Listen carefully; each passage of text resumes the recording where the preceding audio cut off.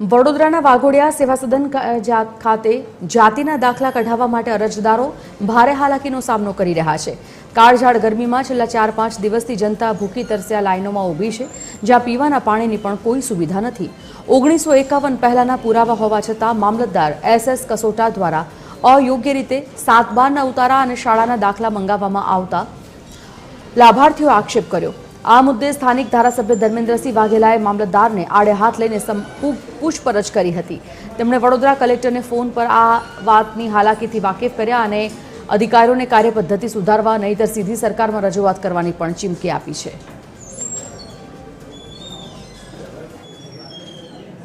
કારણ કે જાતિના દાખલાની અંદર મામલતદાર શ્રી પોતાનું જખી વલણ રાખીને દાખલા ઉપરથી દાખલો હું નહીં આપું તો અગાઉ જે કંઈ દાખલો આપ્યો છે એ દાખલો ખોટો તો હોય નહીં, એ પણ એક મામલતદાર કક્ષાના અધિકારીએ જ આપેલો દાખલો છે।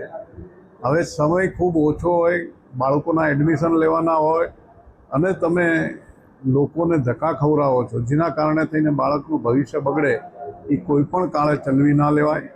મેં કલેક્ટરશ્રીને પણ રજૂઆત કરી છે કે ભાઈ આ તમારા અધિકારીને સૂચના આપો, જે કંઈ પુરાવા છે એ પુરાવાને ધ્યાને લઈ અને વહેલામાં વહેલી તકે તાત્કાલિક આવા લોકોને દાખલા મળવા જોઈએ।